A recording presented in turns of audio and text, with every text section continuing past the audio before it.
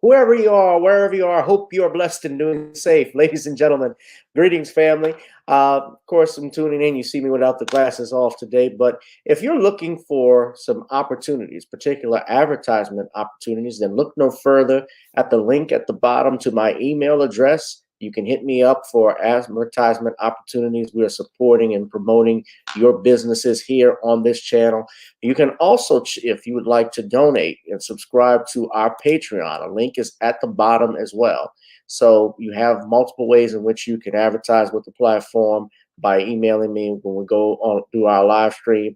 You also have access to premium content, those that want to see premium content that you will not find here on YouTube or Facebook or Twitter, as I am suspended probably by now. You guys can check out the Patreon at link at the bottom. But advertisement opportunities, definitely email me, gavin.grich1@gmail.com for rates. And for the Patreon, it is the same as the YouTube channel. It is channel gboot2786. All right, I'll holla. Peace.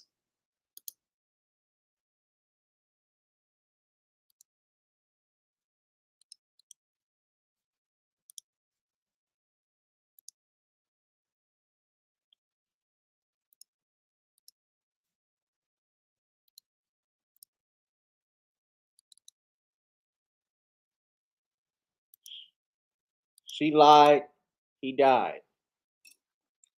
Hello, everyone. Welcome to another edition of Gavin Reshaw Presents Random Topic Thursdays here on YouTube. We will be discussing the old hag. Carolyn Bryant-Donham succumbs to cancer at the age of 88. This woman who, and I use the term woman loosely, who falsely accused, apparently to the story, Emmett Till of whistling at her or making sexual advances, died out in Westlake, Louisiana, which is in Calcasieu Parish. It's not far from Lake Charles, at the age of 88. She had been diagnosed with terminal cancer and apparently succumbed to it on Tuesday morning. This was according to the AP and the coroner out in Calcasieu Parish in the city of Westlake, who actually confirmed her passing. She lived to be 88 years old. She got married, was married, had a family, had 2 sons, and had grandchildren, and I'm pretty sure got to see all of them grow up. I wish I could say the same for Emmett Till. Emmett forever is 14 years old because of her lie, because of her husband and brother-in-law, Roy Bryant and J.W. Millam, who, after they were acquitted, which of course we know it only took less than 10 minutes for a jury to come back with a not guilty verdict, they confessed to killing Emmett Till in an article with Look magazine.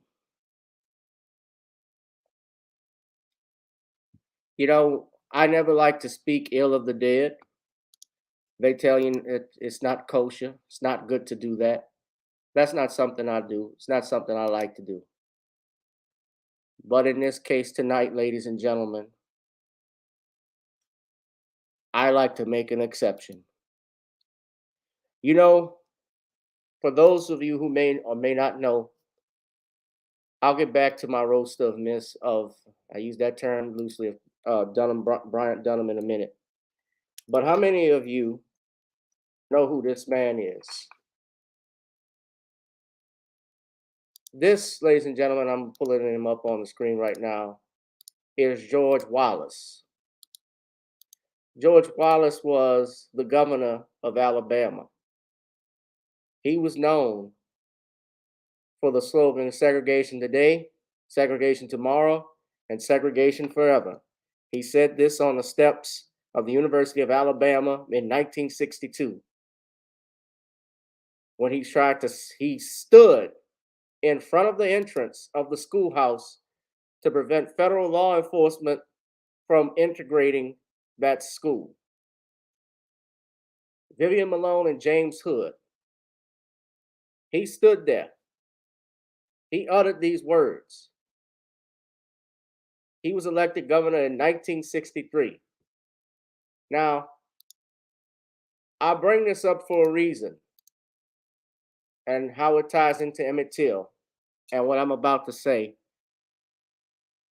is that subsequently,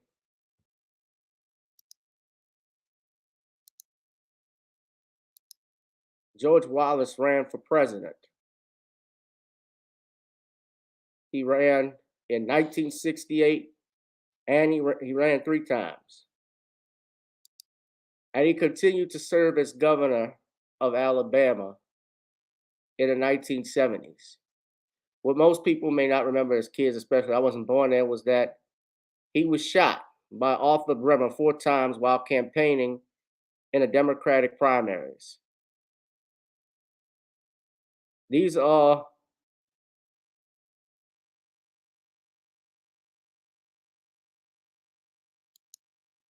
the Green states went to him in the primaries. So you see up in the North, obviously he was just as popular as he was in the South. Now he actually opposed, later on he would oppose racial segregation. But I bring this all up. He was shot and he was left paralyzed from the waist down. And I bring this up because in the 1970s, George Wallace actually went to Ebenezer Baptist Church. Now, he died in 1998. But he went to Ebenezer Baptist Church and he asked the Black community for forgiveness. If you ever get a chance to, even though it's fictional, Gary Sinise, who's a great actor, played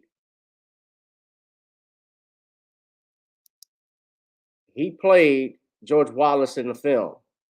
And he stood in the church, Dr. King's church, and asked for forgiveness.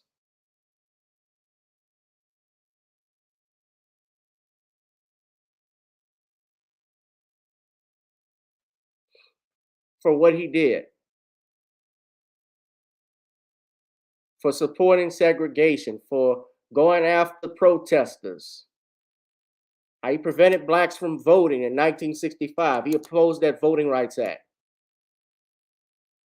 His words: segregation now, segregation tomorrow, segregation forever.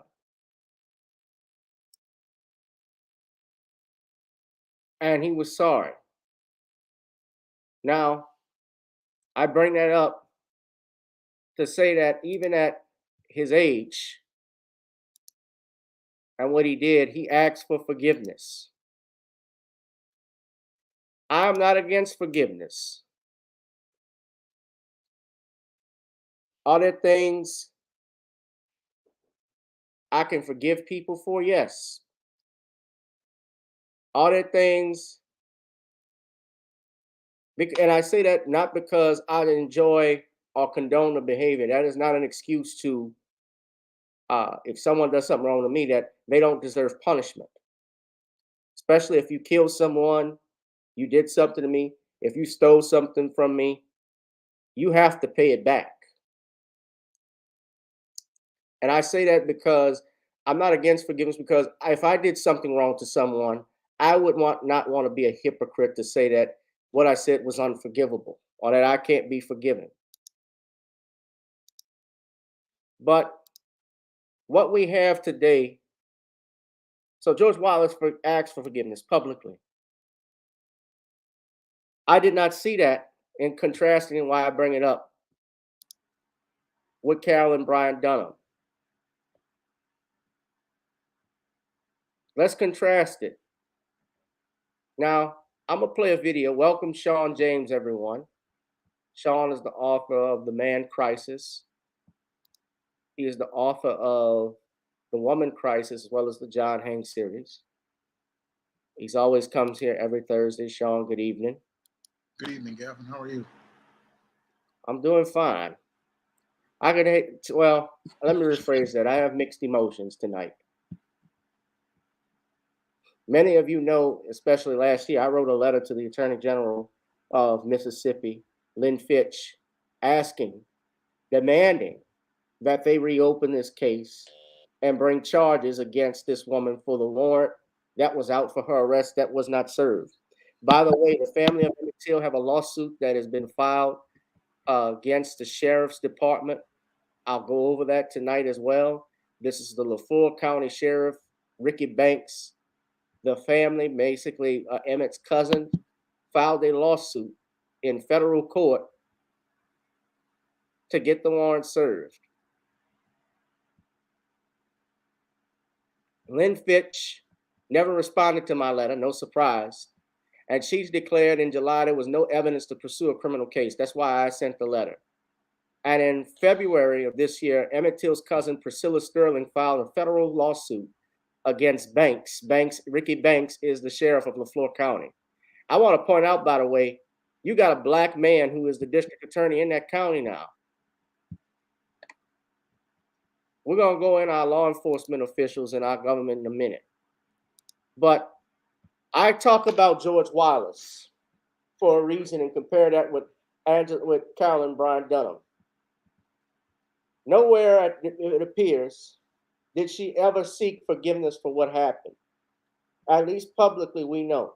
And I doubt she did it privately, because when I looked at, we remember a while back in 2016, I'm going to play some videos for you. There was a memoir that came out, and a man who spoke with Carolyn Bryant-Donham claimed she spoke with her when he wrote a book. She stated that Emmett Till denied a lot of the rumors we had heard for years about whistling at her. Am I right, Sean? And saying this didn't happen. But then in 2022, she changed her statement. She said, no, I didn't lie. She told the FBI that. And in fact, a memoir, and this is where we're going to get on our government, that has still hidden till 2036. It's actually in the school. I have the article. I shared it with Sean. And I'm going to share it with you tonight. You're going to see how they were complicit. It wasn't just Carolyn Bryant-Donham. It wasn't just Roy Bryant. It wasn't just J.W. Milam. The whole state of Mississippi and the United States government murdered Emmett Till twice, both in life and in death. Justice was not served. That's why I have mixed emotions. Yeah, she can rest in hell. People say that, but his family didn't get what they should have gotten. We've seen at least Byron Della Beckwith. I said Byron Leftwich. My mistake. I started to say that. But Byron Della Beckwith, when that pissant that murdered Medgar Evers, at least in his 80s, he was tried and convicted for murder. We saw with the 3 civil rights workers, they were brought in federal custody and at least charged there. Nazi war criminals get locked up at 90-something years old, and this old bitch was allowed to live her life to the fullest. She was allowed to have children and grandchildren. Let's not forget, Sean, when Ed Bradley, the late Ed Bradley, went to her house to interview her, and her son answered the door and walked up and basically threatened Ed Bradley. That told me another thing. Here's another strike. She learned nothing, because the mistakes and the racial hatred that her cracker husband and herself and her brother-in-law and her whole family, those racist policies were passed down, and hatred, those thoughts were passed down to the next generation. And I don't doubt that if she has grandchildren, which I'm sure she does, they exhibited that, or at least learned that behavior. Let's play the video from CBS News. Fair use. Towards her has died. 14-year-old Emmett Till was kidnapped and brutally murdered by Bryan's then husband and his half-brother in Mississippi in 1955 over the allegation. The 2 men were acquitted in his killing by an all-white jury, but later confessed in an interview. The case gained national attention after Emmett Till's mother allowed Jet magazine to take and publish photos of her son's mutilated body in an open casket.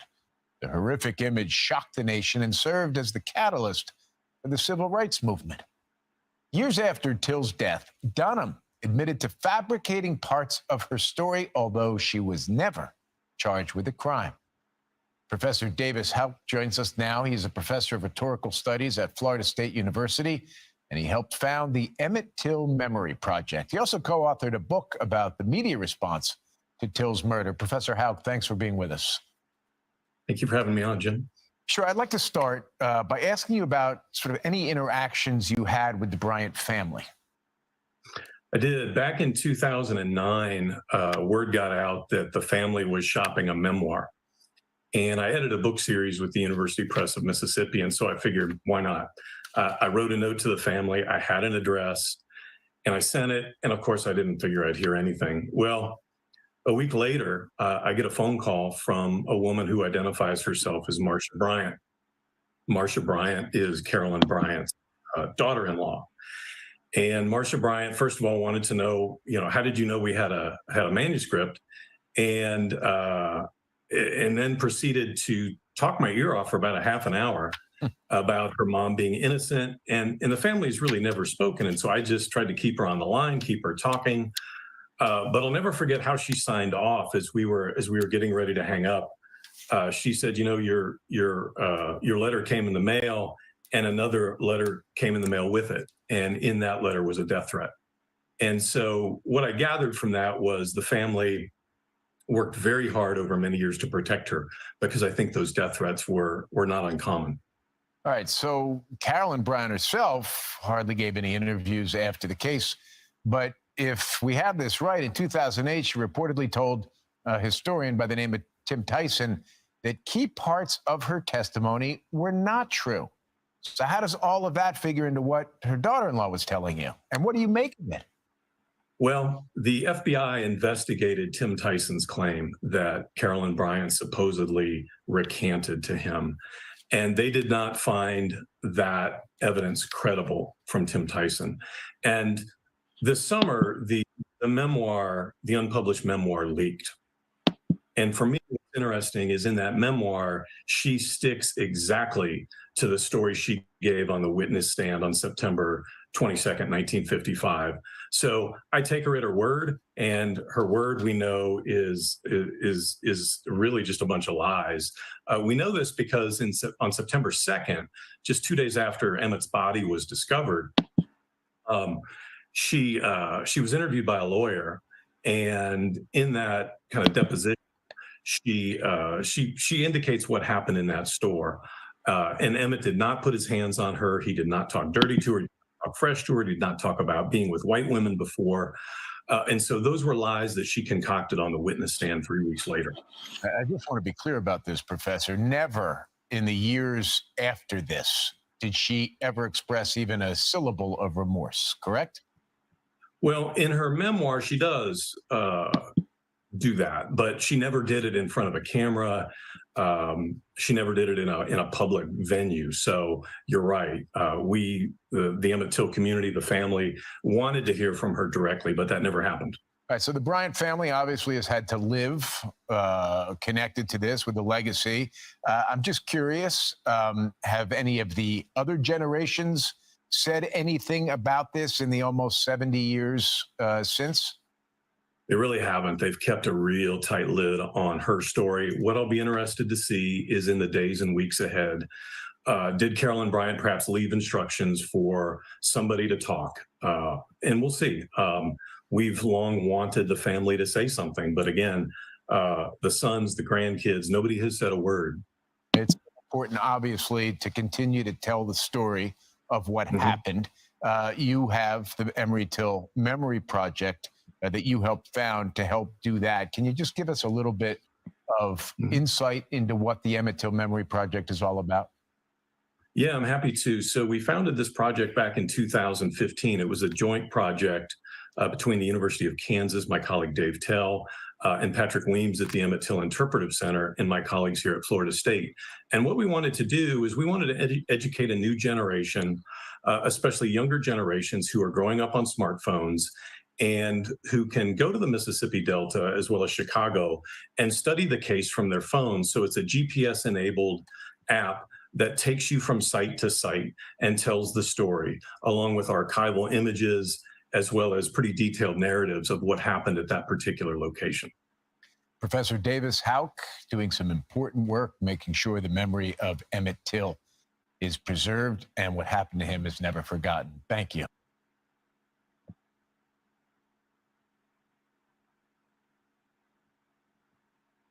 Asked this professor, did she show any remorse? And he said in a memoir she did. I don't see remorse. Let's look at this. Go back to what he said. She gave a deposition. She knew she was lying. The government knew she was lying. What I'll be interested to see is in the days and weeks ahead, did Carolyn Bryant perhaps leave instructions but she never did it in front of a camera and in that store. Body was discovered. She was interviewed by a lawyer, and in that kind of deposition, she indicates what happened in that store. And Emmett did not put his hands on her. He did not talk dirty to her. He did not talk fresh to her. He did not talk about being with white women before. And so those were lies that she concocted on the witness stand 3 weeks later. She lied. She knowingly lied. She went along with it. That's not remorse. She had a chance to correct it. What she told Tyson, the guy who wrote the book, he went on CBS. He went on CBS and said he spoke with her, and she confirmed nothing that boy did. Nothing that boy did said or did should have cost him his life. I'm paraphrasing.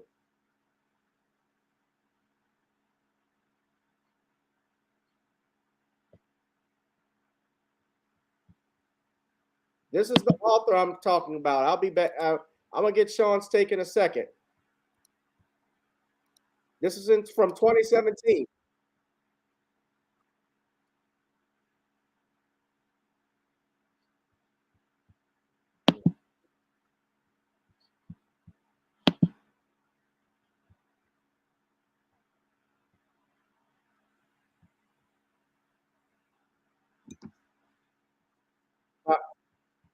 I'm sorry, y'all. I didn't know they were going to show this. I'm sorry. I didn't know they would show the image.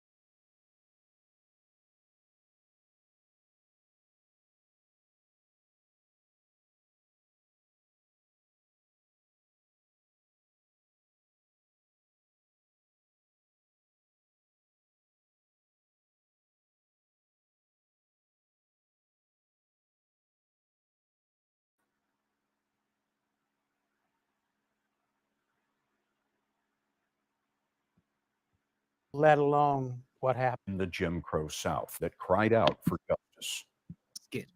Cited the civil rights movement. 14-year-old Emmett Till in his casket.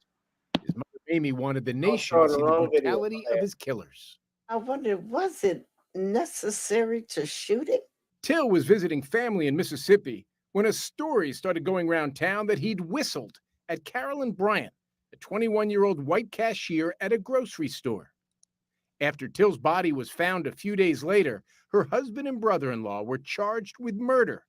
At the trial, Bryan testified Till made lewd advances, verbal and physical. In court, she testified to something that was tantamount to attempted rape. What she said was, that part's not true. Author Tim Tyson writes in a book due out next week, published by Simon & Schuster, a CBS-owned company, that in an interview conducted a decade ago, Bryan took it all back. She was just trying to say that nothing that went on between them constituted any excuse for anyone harming him, let alone what happened to him. Despite overwhelming evidence, the men were acquitted in just over an hour by an all-white jury. They would later admit they did kill Emmett Till. 60 Minutes was able to get this footage of Bryant in 2004 by then Carolyn Bryant-Donham, but she refused to answer any questions, as her son made clear to Ed Bradley. I have some questions I'd like to ask her about Emmett Till. Sorry? I'm 2 days. Will she come out and talk to us? Well, I just hear you. Tell me again. No. Donham is now 82 years old. Her family will not say where she is living. Jim Axelrod tonight. Jim, thank you.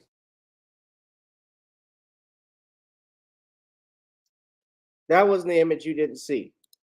I had to I had the video on another thing.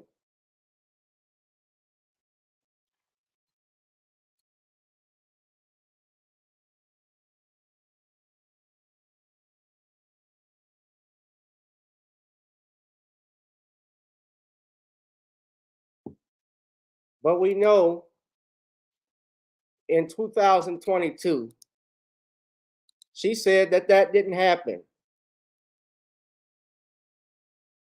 She said it was not true. And you even heard when that professor from, I think it was Fannie Lou Hamer University stated that she basically stuck to her story. The government didn't trust what she told Tim Tyson. That didn't constitute as evidence. And we know that an arrest warrant that's been sitting in the public records for over 68 years was never served. But I'm going to let Sean talk, but I want to show Sean the article that I was referring to. Here's the proof against Carolyn Bryant-Donham in the Emmett Till case. This was in July of 2022. Do you know that there was a manuscript, as the man said, that leaked, that's remained sealed at the University of North Carolina at Chapel Hill until 2036. A source through MCRI, which is the Mississippi Center for Investigative Reporting, obtained a copy of that single-spaced 109-page memoir, which contradicts her original statement to her husband's defense lawyer, Sidney Carlson. In that original statement, Donham, then Carolyn Bryant, said when her husband, Roy Bryant, brought Emmett Till to her, he was scared but hadn't been harmed. He didn't say anything. Roy asked if that was the one, and I told him it was not the one who had insulted me. That is far different than from her memoir, I Am More Than a Wolf Whistle, which portrays Till as a fearless and yet at her as frightened. After she denied Till was the one at the store, she claimed he flashed me a strange smile and said, "Yes, it was me," or something to that effect. He didn't act scared in the least. Somebody's lying. But what's worse, ladies and gentlemen, is that a retired FBI agent investigated this case in 2004 and said there was new proof that showed she was lying about the night he was killed.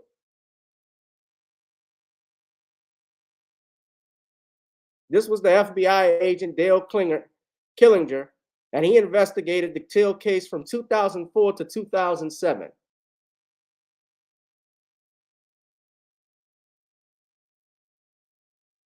He said Killinger actually was brought in to testify for the grand jury. And what bothered Killinger, he said, this was strictly a manslaughter case. If you don't have evidence of murder, why muddy the waters and confuse a grand jury? The agent introduced the testimony of Willie Reed, who saw Till in a truck with 4 white men and 3 black men, later spotting Millam. Reed heard screams from Till's beating. Minutes before the grand jury began to deliberate, Killinger said District Attorney Joyce Childs began to discuss the murder statute and how there was no evidence of murder. That's what he was referring to. The retired FBI agent went further. He said, Killinger said grand jurors never asked him if Donham had been battered. If they had, he said he would have told them that Donham insisted that Bryan didn't batter or abuse her. They told this lie. Even a grand juror, Gary Woody, who served on the 2007 grand jury, said he believed there was evidence that Donham was a battered woman and would have done whatever her husband asked her to do. The retired FBI agent disagrees with the theory that Donham had no choice but to go along with her husband's wishes. He pointed out that after Till's murder, she had every opportunity to change course, including after the acquittal, but she didn't. She stood by her man. Read this article. But this is an FBI agent, and I say that to say why I'm bringing this up, Sean, and I'm going to let you take the reins, is that if a federal agent had evidence that this kid was murdered, he had it in testimony, why and how can the federal government say that there was not enough to move forward with charges against Carolyn Bryant? Didn't the Department of Justice say there would be no charges? The point being, ladies and gentlemen, they lied. They didn't want to bring charges because they didn't care for this boy. They don't care about you. I want you to listen. I'm really about to wrap it up, Sean, in truthfulness, because I know you got to run. But I want to show this video. This is the White House press secretary. Harvey brought this up this evening. Listen very carefully to April Ryan asking Karen Jean-Pierre this question and watch her response. Listen very carefully. Hold on, let me loud it up. I'm going to put it full screen. There's no doubt about what you're going to see, okay? Fair use. April. Two questions, two different questions. One, Carolyn Bryant has died. She's the woman who accused Emmett Till 67 years ago of whistling at her, ultimately creating the atmosphere for him to be lynched and killed. And 67 years after, the president signed into law the first ever anti-lynching act in this nation, federal anti-lynching act. What does this White House say, the president say about her death, as there's no justice for Emmett Till's mother now? So the president was very proud to sign the Emmett Till Anti-Lynching Act into law this past spring. As you just mentioned, April, this is something that he was very proud to do. He also hosted, as you know, civil rights leaders for a screening of the venue that work alongside the brave leaders across our country, his family, civil rights leaders, continuing the fight against racial hatred. And that's what the American people should know, that the president is committed to dealing with this crisis that we see in front of us and dealing with this racial hatred that we see across the country.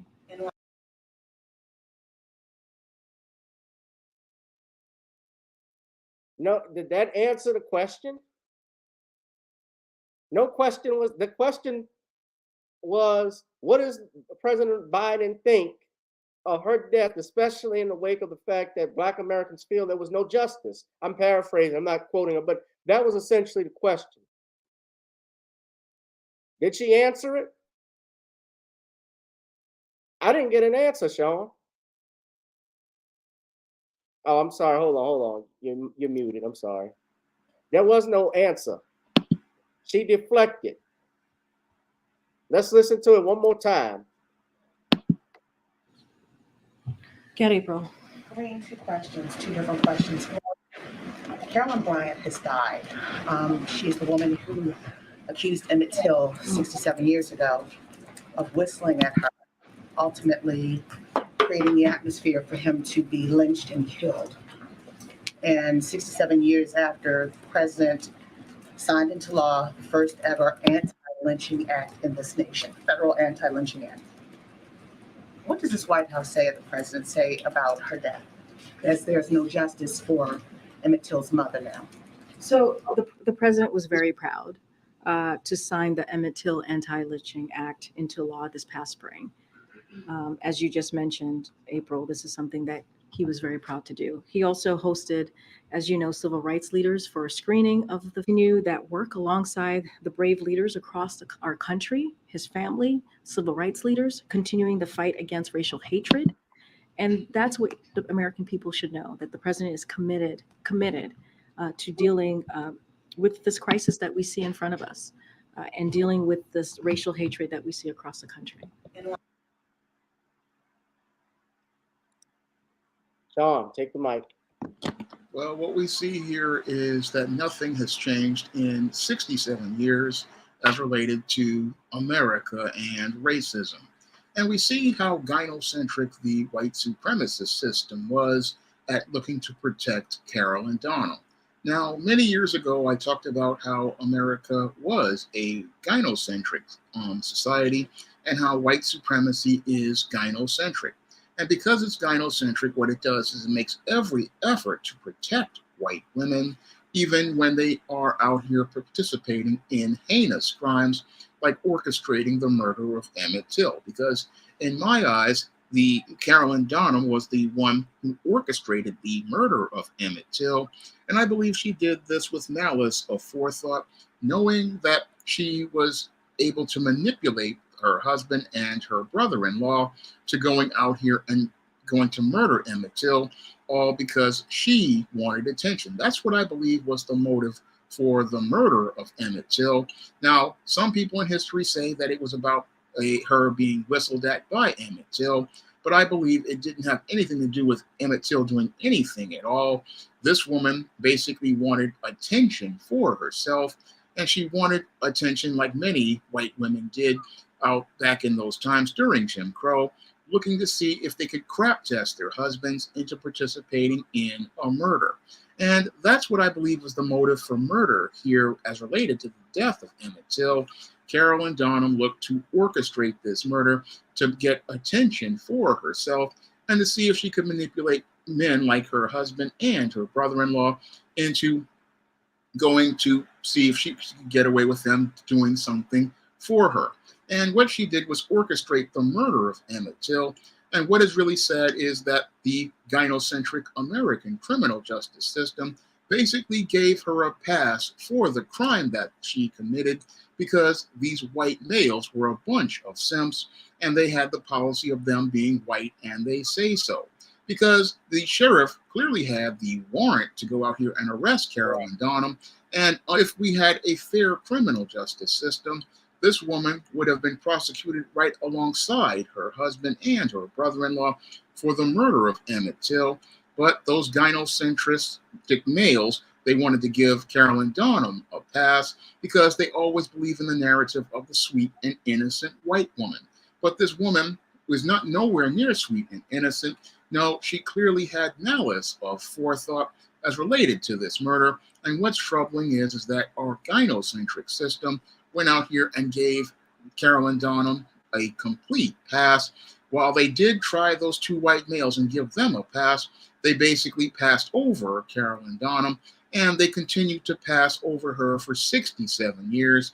And even with the federal authorities, like this FBI agent, bringing up evidence to show that she was the mastermind of this murder, she still got a pass because white males wanted to protect this white woman, and they wanted to give this white woman a pass. Well, now this white woman is dead because God has meted out justice, and I believe that Carolyn Bryant-Donham right now is being spit roasted in hell by two demons as we speak.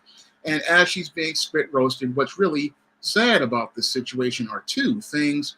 One is the fact that our criminal justice system, which talks about how fair it is, isn't fair at all, because Emmett Till never got any justice, because these white supremacists show us how much of a coward they are, while they all talk about themselves, about in their constitution, about being innocent until proven guilty. Here's a woman where the evidence basically pointed at her and showed how guilty she was, but these white supremacist males, because they want to protect their white women, went out here and gave her a pass, and them giving her a pass prevented Emmett Till from getting justice. That is the one great tragedy of this story. The other tragedy is that Emmett Till was never able to live his life because Carolyn Donham was able to live her life, and she was able to use men like tools. She used her husband and her brother-in-law as tools in her crap test. And when these guys went out here and failed her crap test, got themselves jammed up, what she did was look to go out here and participate in hypergamy by looking to divorce her husband after he wound up making that confession in Look magazine. Monkey branched over to another beta male.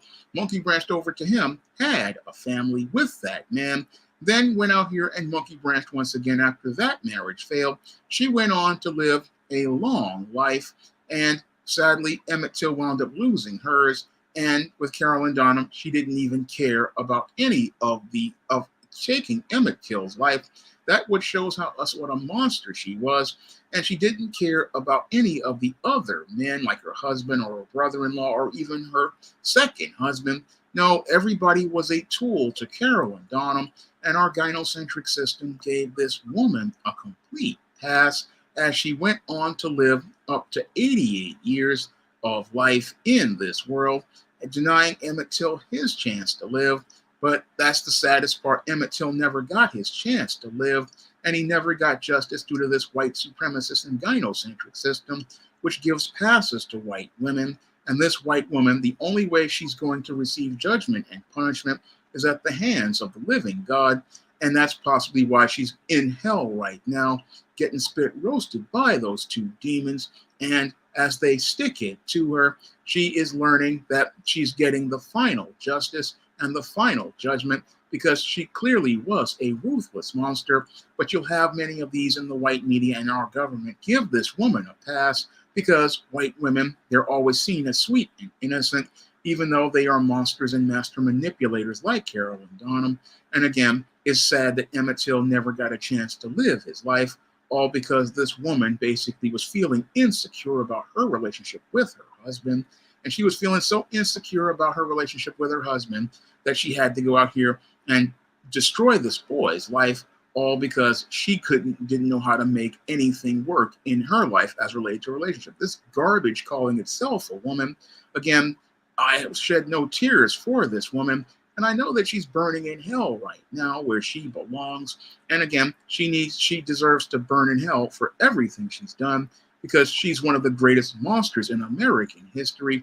And what happened to Emmett Till basically shows us how evil some women are as related to female nature. But this is something that they won't talk about in the mainstream media. Fucking piece of shit. I will say this. While it is up to God to decide judgment on someone, and we don't know what a person says at that moment of death, I will say when she breathed her last breath and her heart beat her last beat, its last beat, and she closed her eyes, she stood before God in judgment. And in that witness box was Emmett Till. And in that jury box was Louis Till and Mamie Till Mosley and the other countless lynching victims that died because of the color of their skin. And the Lord gave judgment. And he would say to her, if you knew me, you would keep my commandments. You knew that murder was wrong. You knew that bearing false witness against your neighbor was wrong. I said it in my law, in my commandments. You didn't follow it. Your lie caused him to die. You lied, he died. And Emmett didn't get the chance to grow up and have children, have a life, to graduate high school, to go to college if he wanted to get married, to go in the military, whatever he wanted to do. Who knows what Emmett Till would have been. He could have been the first black mayor of Chicago before Harold Washington. We may never know. You robbed a generation because he was maybe his only child. So she died with no grandchildren. And yes, in the end, she did forgive because she was dying. She forgave Emmett Till's murderers. But the Almighty had something to say. I believe in God. And this did not go, I don't believe this went unpunished, especially if this woman was unrepentant, what it appears to be. She lied. She did it publicly. She tried to make herself the victim. In fact, from what I read, she said she still was a victim. Does that sound like somebody that's repentant to me? No. But I also think this is a message, too, for our law enforcement officials, our sheriff's departments, our elected officials in particular. Black people, y'all better not show up next year for Biden. I'll say that right now. I'm confident. Nobody black should be voting for Joe Biden. You have continued to disrespect us on every level with this shit. This was a disgrace. You had the information and evidence to prosecute someone, you chose not to do it. That's the problem. And this is not giving Republicans a pass on it either, but nobody should show up next year. If they're not offering you nothing, no tangibles, I'm not voting for you, period. And that's the biggest disgrace, Sean, is that Biden is going to run for re-election next year. That was announced. He's 83 years old. He's going to be 83 this year. Do you honestly see, should we vote? Well, I'm not going to say should we vote, but there are going to be some people, of course, the elderly crowd, because they already on the forgiveness train. I saw Emmett Till's cousin even put out a condolence for Wheeler Parker, put out a condolence for Carolyn Bryant-Donham, whatever the fuck her name is. I don't care. Bitch. How about that? But what should we do, especially, Sean, when you see the government, they allowed this, they gave her cover. Should we be voting? No, we should not be voting. I mean, if they can't get us justice for Emmett Till, which is a tangible, then we need to not be voting in this election because there's nothing in it for us. And again, black people have been told to stay home, but they keep going out here. These boomers, these old Negroes, they just keep coming out here thinking they got to save democracy. Well, the democracy ain't trying to save you and ain't trying to protect your rights and protect your constitutional rights. So we don't have a reason to go out here and vote for these people. I mean, we saw how Joker Joe's press secretary basically blew off black people and blew off the whole issue of Emmett Till. And if they can blow us off, we can blow them off in November. And we should have did that last year. But we got, again, people talking about democracy when the democracy basically is showing us how much of a hypocrisy it actually is.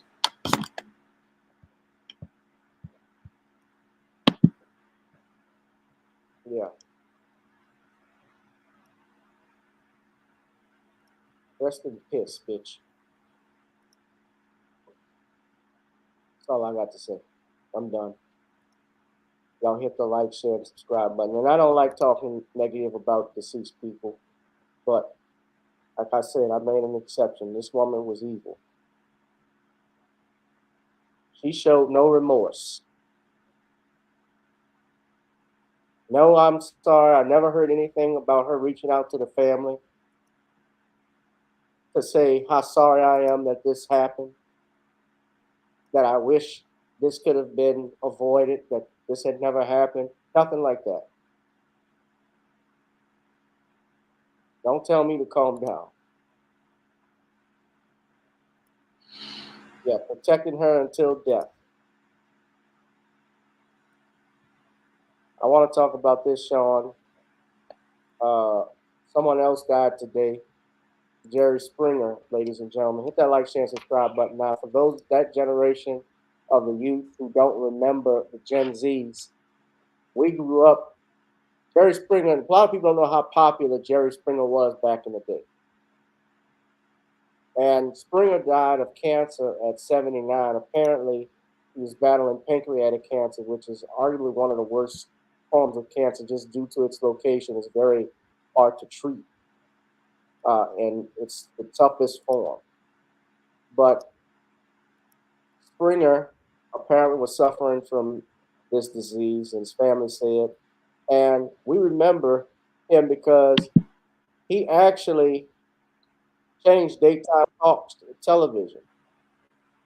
You know, they had the standard like Donahue. They would have people on. He would ask questions and take questions from the audience. But he started to do, I guess you want to say, internet television, because then while we looked at it was for all the fights that came out. Got some breaking news here out of the Midwest. Longtime talk show host Jerry Springer is dead at the age of 79. He hosted the Jerry Springer Show, kind of remade talk TV, on the air for 27 years. Before that, he was a news anchor in Cincinnati. He was also the mayor of Cincinnati in the late 70s. His family says he died peacefully from cancer at his home in Chicago. He was 79 years old, as I mentioned. I knew Jerry Springer when I was a young man. First came into the business at the age of 19. We worked together at Cincinnati, WLWT, the NBC affiliate. Jerry Springer had so many skills and talents. Okay, he comes out, he was a lawyer from Brooklyn, New York, loved the Yankees, loved Bruce Springsteen, loved the Beatles. He'd go around the local bars in Cincinnati after he finished the 11 o'clock show and get on stage and sing Beatles songs. I mean, he was a man of the people. But one thing he did that was very clever. He had a pulse on people in a way that very few people have. And he was hired as a news anchor, never done it before. And they said, you're going to be our guy. They were fourth in the market behind reruns of MASH on another station that no one watched. And he took them to number one. Wow. And he did it by, at the end of his broadcast, he'd do a 2-minute commentary every night on an issue of the day. And he concluded all those commentaries with the phrase, take care of yourself and each other. And he'd say, good night, and his signature would go across the screen. Jerry Springer was a legend. And in so many ways, some people thought he was controversial because of the way he carried on his talk show. I knew him as a guy who would argue about Social Security at the age of 19. He didn't want it. I was like, Jerry, I'm making $9,000 a year. I have to have something toward the end. So Jerry Springer, rest in peace. And for now, you take care of yourself and each other. Deep. Well, I was a big fan. I must say, I was a fan of the fights. I don't know if I can play it because I'll get a copyright strike. But back in the day, yeah, stuff like this, when they fight, when the Klan would come out, or they'd have specials like, oh, I changed my sex once, and then I reversed it, but now I'm back. You know, it would have stupid stuff like that. But Jerry Springer, you know, was Jewish, and Jerry Springer's family actually were Holocaust survivors. They were refugees. He was from Britain, and he was born in Britain. He came to America. Grows up. Now, remember when he took him off the air, stuff like that. Now, the show Jerry Springer had been on for, I believe, 27 years until it was canceled in 2018. And then Jerry had a talk show subsequent after that in 2019 called Judge Jerry that ran for 3 seasons. He was married but divorced. He had one daughter. He's survived by his daughter and his sister. Jerry Springer was 79 years old. You know, I remember when he had a movie. Remember when he had a movie, Sean, called? That was called The Ringmaster. Ringmaster. Yeah. His daughter was Katie. Yeah, he was previously married to Elton. So, Ringmaster, I remember that. And it kind of was, you could say it was trash.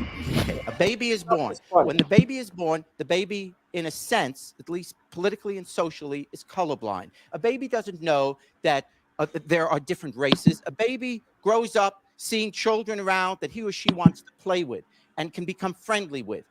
It is only the grown-ups, such as you, that teach our children to not like that person because the color of their skin is like that. Why do you do that?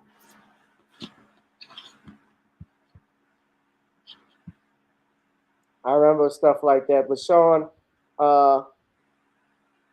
yeah, the fights with the fans, prostitutes versus pimps.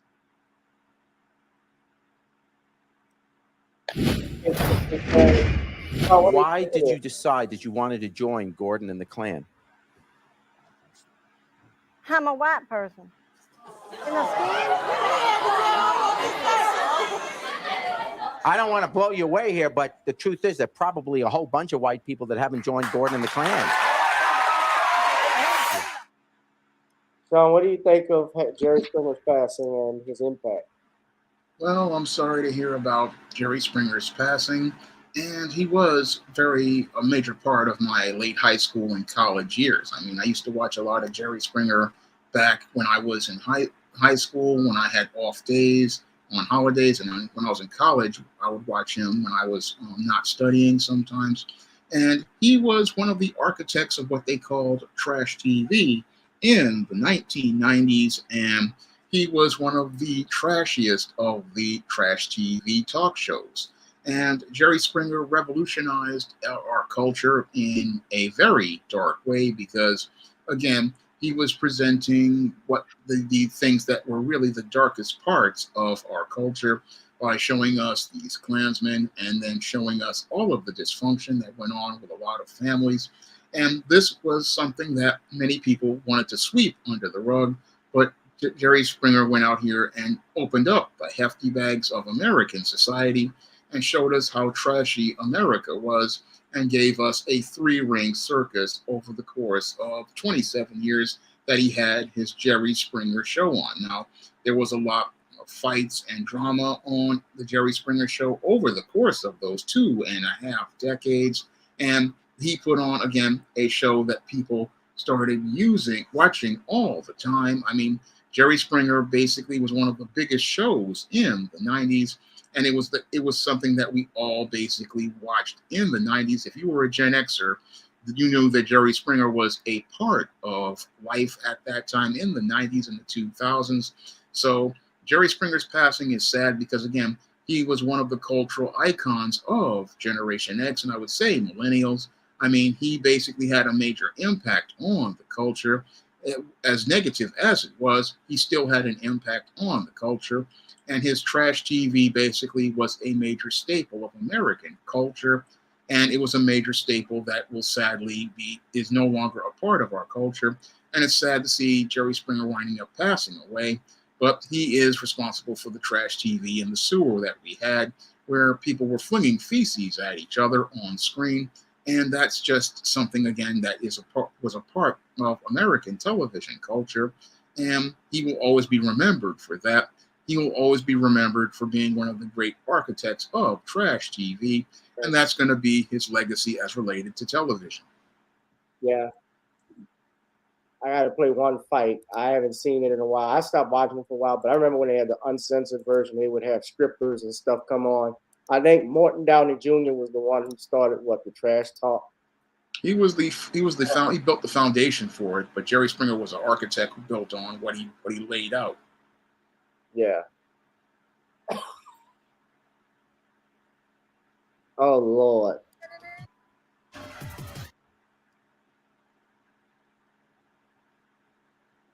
This is when it got really absurd. Yeah. A lot of college kids love this show. Is that Mark Lamont Hill? Could be.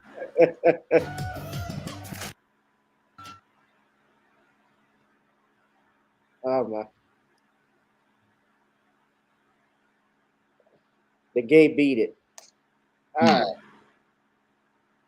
right.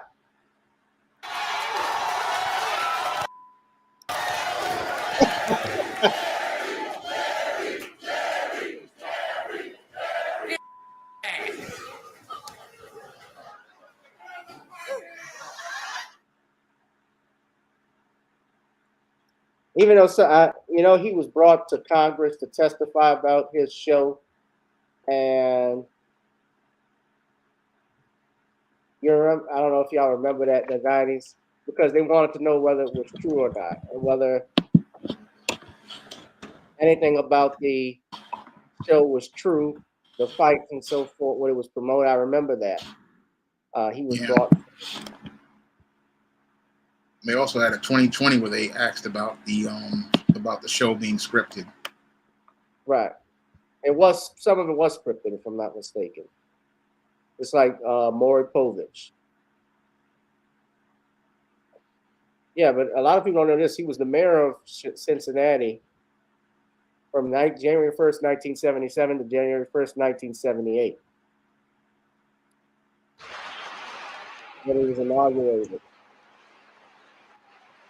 Because of the and his own programs.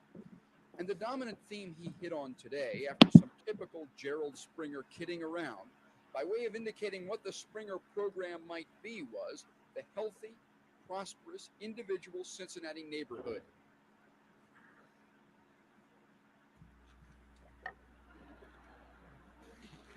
He got his undergraduate degree from Tulane here in New Orleans, by the way, y'all.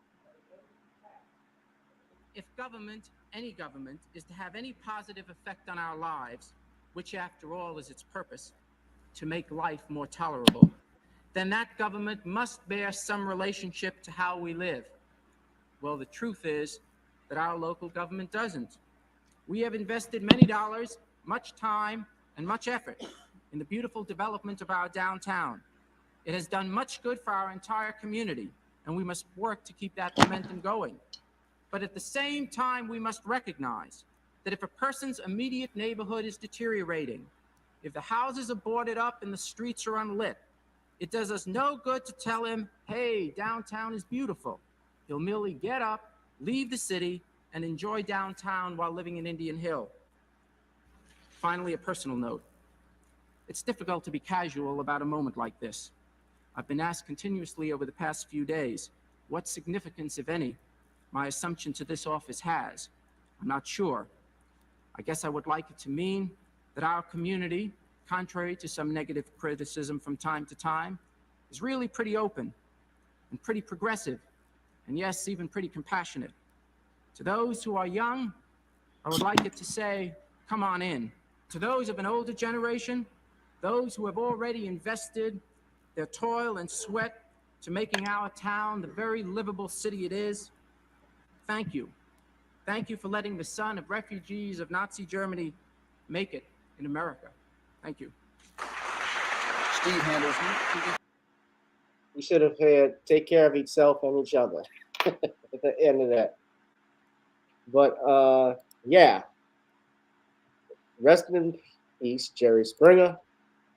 Yeah, interesting part of my childhood feels like it's gone. I did have one final topic I wanted to get to. I know you've done a video on this, Sean. Oh, this is on Wikipedia where they talk about the authenticity about the show. Yeah, I remember when they had Maury Povich, Montel Williams, Ricky Lake, Jenny Jones. I remember a guy got killed that was on Jenny Jones' show because they set him up. Ooh, he was gay. They set him up with a guy who was straight, didn't know it, and the guy ended up killing him for it. I remember that. Jenny Jones had to testify at the hearing, at the trial. Yes, I know Harry Belafonte passed. I talked about him. Sean, of course, you know the legendary Harry Belafonte, his passing. Yeah, I know. I have to get to a video on him soon. Well, you want to say anything briefly about him? And then the last thing I want to talk about is Don Lemon. Well, I really am sorry to hear about the passing of Harry Belafonte.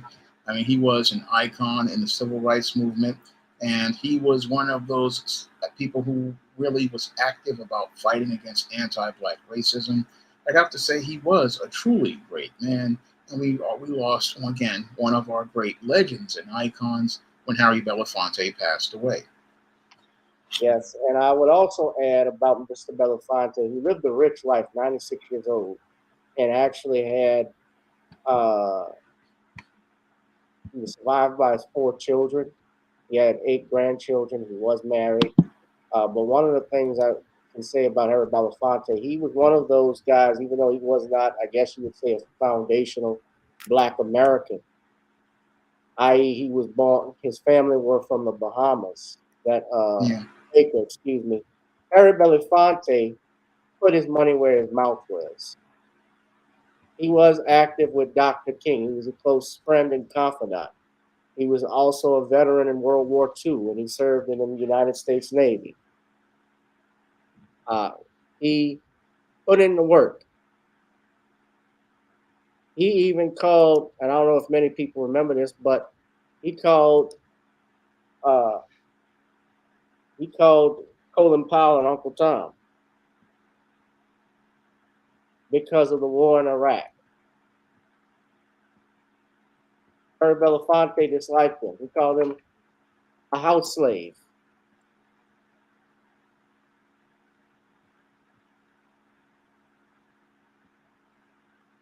He said in the days of slavery, there were those slaves who lived on the plantation and those slaves who lived in the house. You got the privilege of living in the house if you served the master, exactly the way the master intended to have you serve him. Colin Powell is committed to come into the house of the master.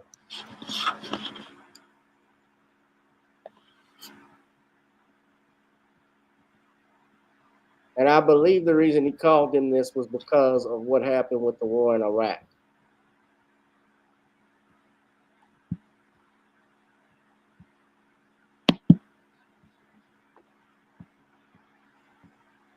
But I just want to say some of my favorite memories of Harry Belafonte. What good movie he did was with Sidney Poitier was Buck and the Preacher, which is a cowboy film that starred Belafonte, Poitier, and Ruby Dee, which is good. And of course, let's do Uptown Saturday Night, which is great. I showed that on Tuesday. But rest in power again, Mr. Belafonte. Now, last thing I'll talk about, Sean. Donna Lemonade gets fired. We know on his day off, you did a video about it. The same day he gets fired, Tucker Carlson also loses his job. They both have the same lawyer. I don't know if you're aware of that. And Bryan, yeah. And Don Lemon apparently had $25 million left on his contract. And he's claimed, I guess he's obviously is going to fight that because he was getting paid $7 million a year with CNN, that his contract was supposed to run until 2026. Bryan Freedman is his lawyer. And I want to ask you, because even Chris Cuomo, who is a colleague, is represented by Freedman as well. So this lawyer is making bank off three people: Tucker Carlson, Don Lemon, and Chris Cuomo, who is still in arbitration for the $125 million he's owed at CNN. I'm in the wrong field, Sean. I shouldn't have been a lawyer because they're making money. You work for CNN, you work for the news. You're getting paid millions of dollars just to work 1 or 2 hours. Donna Lemonade gets this 20, is trying to get this money. And you know he's had a history of saying the stupidest things, but many people are saying, of course, the reason why Don Lemon got fired was because of a video interview he did with this racist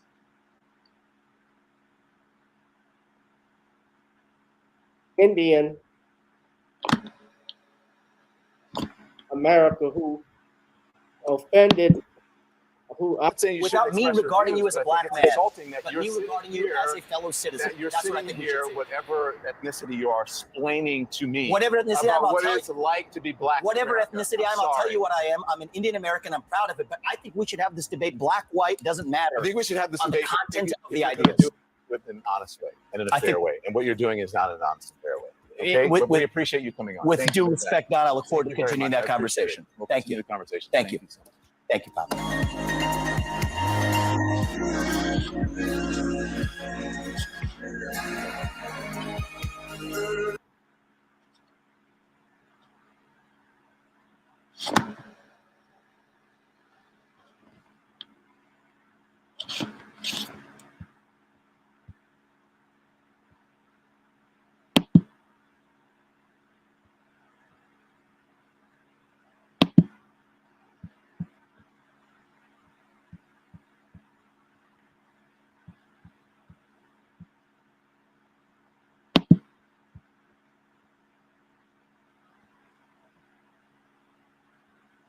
It was that clip that got Don Lemon fired.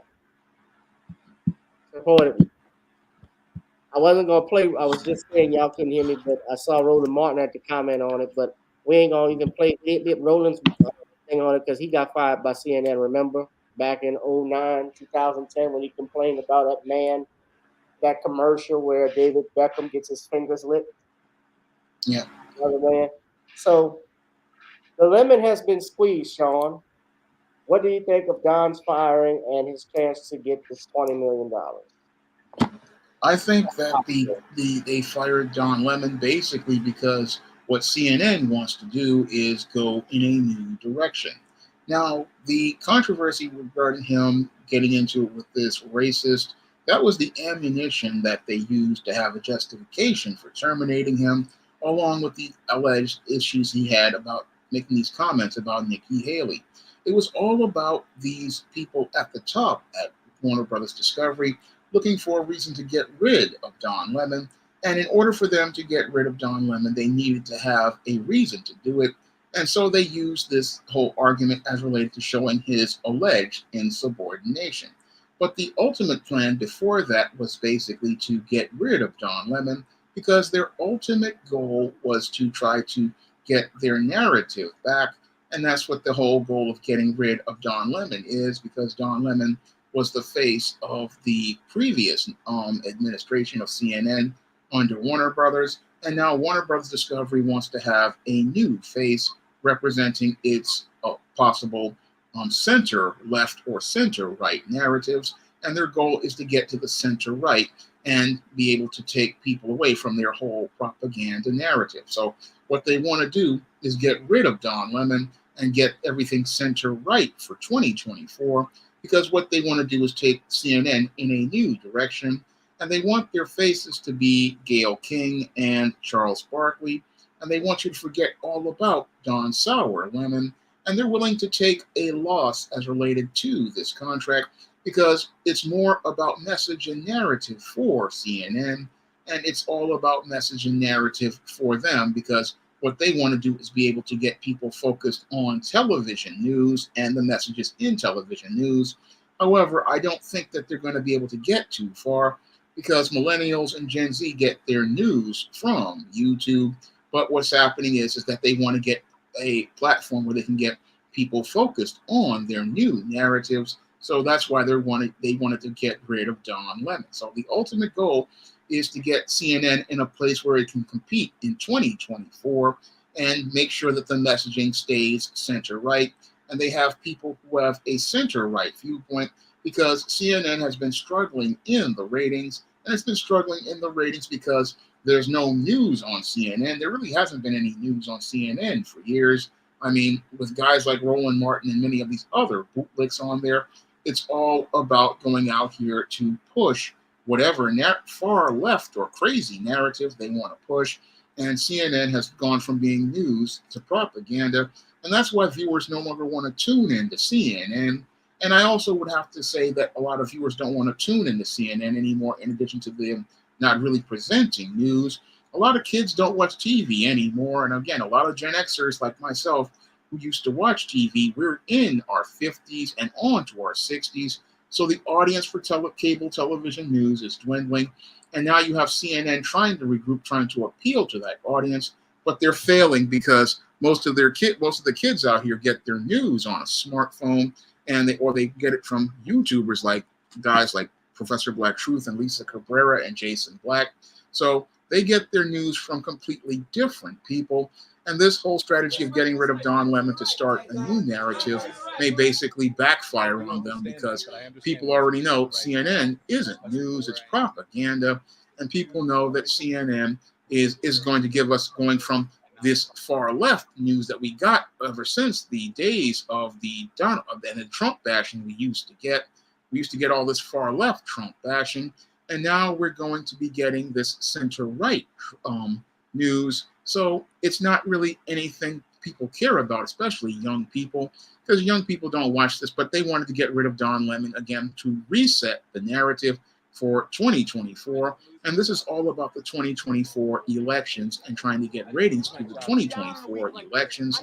This is all about trying to reset the clock so that they could focus on building their audience for the next election cycle.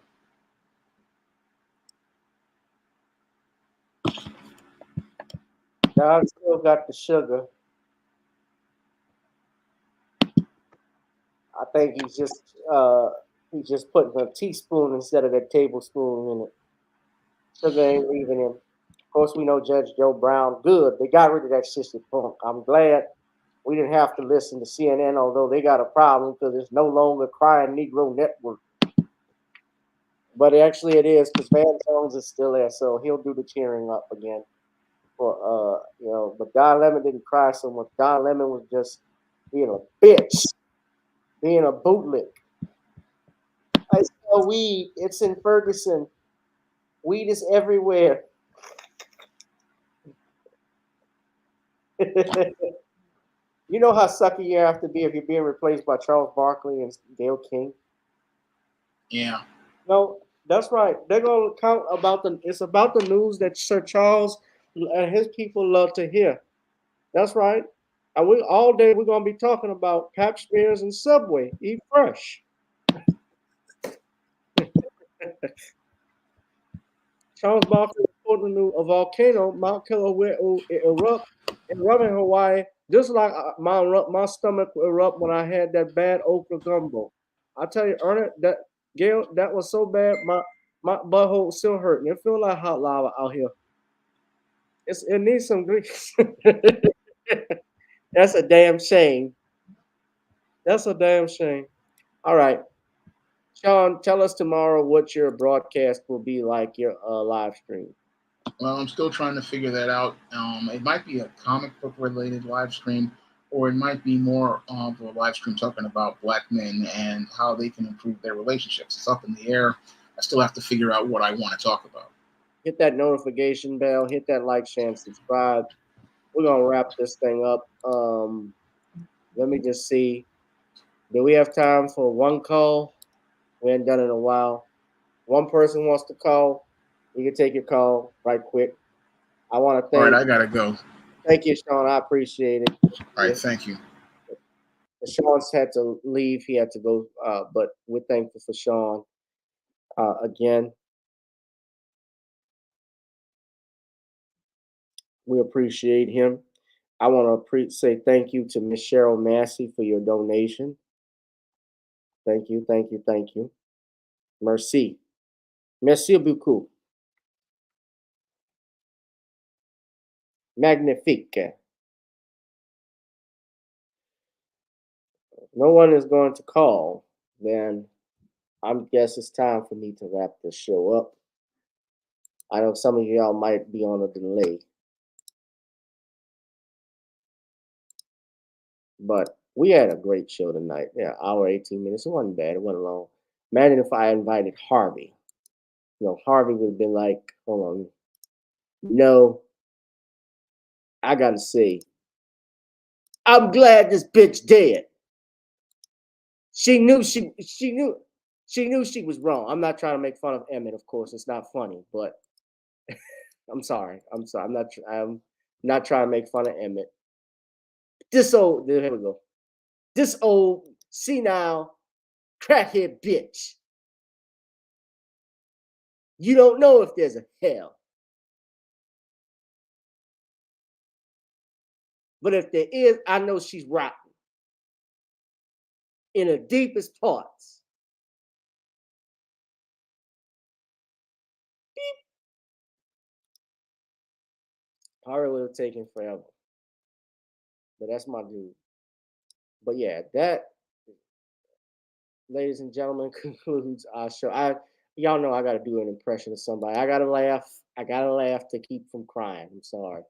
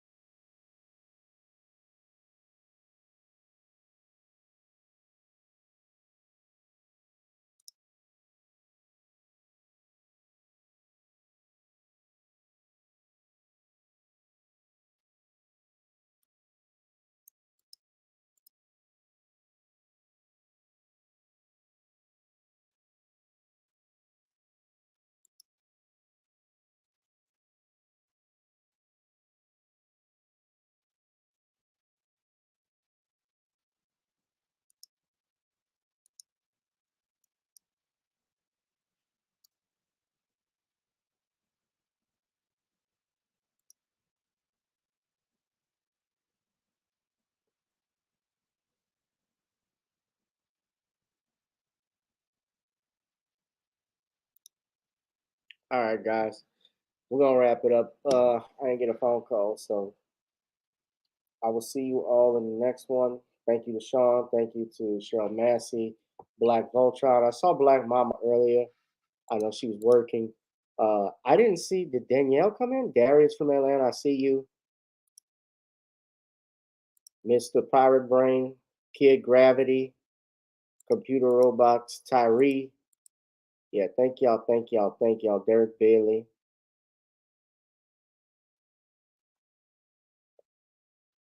It's always a pleasure to see Black Mama.